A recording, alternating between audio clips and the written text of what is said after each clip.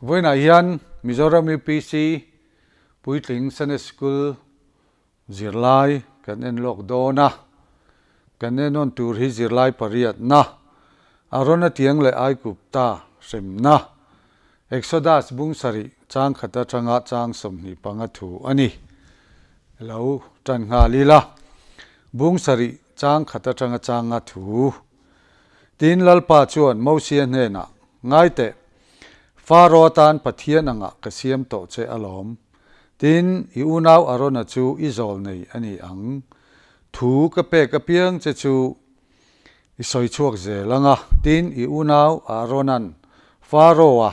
aramata Israel tha te chuatir turin asilang tin Faro thinlung chu ka ti khau anga tin ka chin chian le ka thil mak te chu ai kupta ram a hian ka ti pungang Nima sela Faro an inthu apom du lawang tin ai kupta ram chunga hian ka kut ka ngatanga anma ani chu nasata ka ngai to in kami Israel thate kapol ho te hi ai kupta ram ata chu ka suai chuakang tin lalpa mi te chuan ai kupta ram chunga hian ka kut ka ngat anga anma ani chu nasata ka ngai to in kami Israel thate kapol ho te hi ai kupta ram chunga ka kut ka han phara anjinga ta Israel thate ka suai chua huna zet chuan ke hi lalpa chu kani ti andasia ang atia eta hian Faro tan pathian anga kasiam che alom ati hi Faro mit muwa thilti theina na satak nein kasiam che ani Mosia hena pathian in tina ania tin i unau arona chu izol nei ani ang ati hi arona chu I chu soi chong tu ani ang ati nani Mosia hian pathian hena thu adonga chu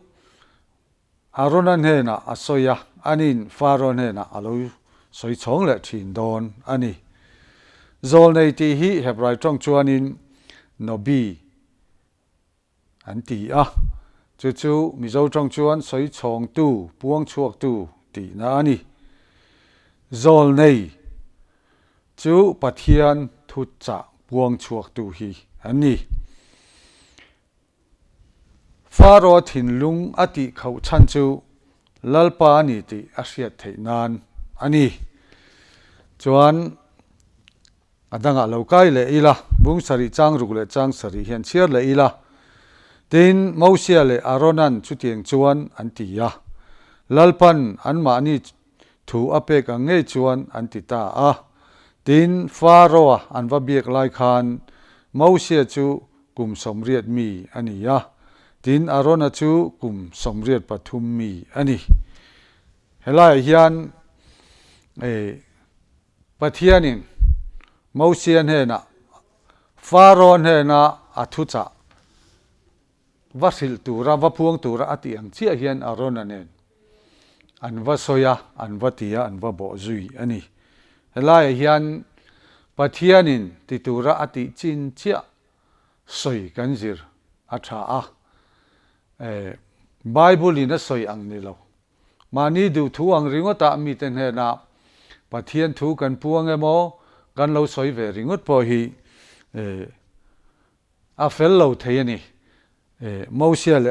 Arona hi chuan pathianin titura atuk chin chia anwasila hei hi kan enton tur poimo tak ani ome ti khalo du tok le ila bungsari chang ria tan tanga chang som pathum hi lo chiar le ila tin lalpan Mosia le Arona hena Faro an thil mak hanti teu alo ti cheu chuan nangin Arona hena itiang kha la Faro ma payang che ti chuan rula alo changdonia ti ang che ti in asoya tin Mosia le Arona chu Faro hena an valuta tin lalpa thupe kang chuan an hanti tin Arona chuan atiang chu Faro le achia hlote ma chuan a han paya tin rula alo changta ti chuan Pharaoh po chuan mi fing te le doi thiam te chu a ko ve a tin an ni ai kupta rama midlak doi thiam te po chuan chu tiang bokin an doina chuan an han ti ve a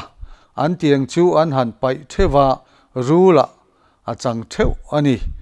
amai ro chu arona tiang chuan an tiang te chu alem zo ta veka tin Pharaoh thin lung chu ti khavina oma ti chuan an thu chu angai thadu talowa lalpan alo soi to ang khan helai hian arona tiang an pai thla khan rula a changa chu Pharaoh mi fing le mi doi vai thiam te po hian an tiang kha an han pai thla rula an lo chang ve ta mai ani ya hetai chuan an thiam chin hi in angin alang mai a ama ro chu an dang lam na chu arona tiang rula chang ta khan khang Pharaoh mi fing te mi doi vai thiam te tiang rula chang ta kha alem zo ta vek ani adol zo ta vek ani chu pathian thil ti theina chu khang ho ma chuan eng ma ani lo ni ti kha alang ani doi thiam te ti hi hebrai tong chuan ko sap ti na ni na langa ram huai thil ti theina mang tu te ti na ani midlak doi thiam mid vai doi thiam an ti boka hebrai tong chuan charkhom chartom ti ania arsi manga ai en thin te anni chuan hei hi lo du tok le ta ila adanga han kai le lokila chuan changsom pariata semna pakhat na thisena semna tuna hian han chia leila changsom pali tanga changsom pariata tin lalpa chuan mosian he na Pharaoh thin lung hi ti lulin alo omta a mi te chu a chuat tir phal lova Pharaoh he na chuan zinga vakalang che ngai te tuya kal thina tin ama mu tumin luikama dingang che tin itiang rula changkha kengla tin an he na lalpa hebrai te pathianin kami te hian thalera karongan bol theina turin ron kaltiro ti in he na mi atirani ti in tin ngai te tun thlengin ilo ngai thadu lova chuwangin lalpan hemia hian keilalpa chu kani ti ishia ang ngai te hemi hi katiang ken hian luya tuite hi ka han vua anga ti chuan thisena alo chang mayang tin luya sanga te chu an thi anga tin lui chu a ui luang ti chuan ai kupta mi ten tuya tui chu an in lowang ati ye tiang che ati a tunami chang som pali le chang som pariat thi semna masaber ania tiang rula changkha chu semna ani lova thil ti theina lan tirna ani a chuan Pharaoh lulul zel na hi pathian ro puina lan tina tu le lama chuan ania eng tiang point lululin Israel fa te hi chuati du lo ma sela pathian thil ti theina chu alolan bel cha zel dona atopa chuan Pharaoh hi atang zo don chuang lo ala chuati don tho ani ti hi thil tiang sa ani helai hian kan zir ve tu nia lang chu pathian thu kan pom du lova lalpan ti tura min ti te kan ti du lo hian keima ni chawa harsana athen ani lova kan chung te kan thian te emo midang chunga hian harsana athen thei ani chutiangin pol throi tu emo ko san throi tu te po kan ni anga ram throi tu te po kan ni thei chunga chuan thil tha kan ma ti tur om reng kan tia kan ti du lo hian kan hnunga mi te a har san na thlenin buaina har san na keima ni wang hian a thleng thei ani ngong thalo ta ka om thei ani te hi kan share reng a tha ome Exodus bung sari chang som par kuwa changa ni nga hi kan chia le anga tin lalpan mosian he na arona he na itiang kengla ai kupta ram tui chunga te an dil chunga te chuan thisena alo chan vek na turin pharro ti chuan ai kupta ram chung zong zonga thingkuanga te le lungkuanga te chuan thisen amvek mayang tiang che atia tin mosia le arona chuan lalpa thupe kang chuan an han ti a tin tiang chu a han leka faro mit muwa le a chia lo te mit muwa chuan luya tui chu a han vua a ti chuan luya tui zong zong chu thisena achang ta veka tin luya sangha te chu an thi ta veka tin lui chu a ui ta hlua ti chuan ai kupta mi te chuan luya tui chu an in thei ta lova tin thisen chu ai kupta ram chung zong zonga chuan a om zo ta veka tin ai kupta rama midlak doi thiam te po chuan an doi thiam mangin chu tiang bok chuan an han ti ve a tin faro thin lung chu ti khawin a oma ti chuan an thu chu angai thadu ta lova lalpan a soi to ang khan tin faro chu a in lama chuan a hong ta a chung po chu a thin lunga a lung kham hau lo maya tin ai kupta mi zong zong te chuan tui in atan lui kam vel te chu an lai chiama lui tui chu an in thei si lawa tin lalpan lui avua ka chin chu ni sari zet atling ani tini a chuan mosian akutap aphar emo aronan akut aphar ti te oma ban phar kut phar ti hi pathian thil ti theina entirna pathian ven himna lantirna ani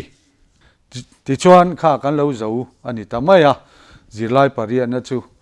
zona hi han thlir ho le ta ila zona hi pariat ta oma in lo thur lekang u zona pakhan na zol nei ti kha hebrai tongin engtin nge anti mizo tongin enge om zia kha tinia zol nei ti chu hebrai tonga nobi ania om zia chu soi chong tu puang chong tu ti na ani zona pani na faro an va biak lai khan mosia le arona kha kumeng zat nge ani tinia faro an va biak lai hian mosia kha kum somriat mi nia arona a u hi kum somriat pathum mi ani tin mosia le arona kha an thi hin kumeng zat nge anni ti ani ya chuan he kan zirlai buwa chia hi chuan exodus buwa hi chuan tuna kan zirlai phei kha chuan om lo na ma ro chu aziak tu hian aron soilan ang hian mosia kha a thin kum za som ni mi ani ya arona a u kha a thin kum za som ni pathum mi ani tin kan han siat ve sim sima mosia hi kum za som ni mi ani hian keini mi thla chuan tar kul zang kul tak kal hei thei lo tiang hol kal be bo to tura kan ngai mai theya ama ro chu mosia hi pathianin ati chaka kumza somni mi ani po hian atha hi la thum lova thalai chak tak ang hi alani in alang ani zona palina tui thisena achan chung kha engti reinge tinia tui thisena achan chung hi nisari ani tikha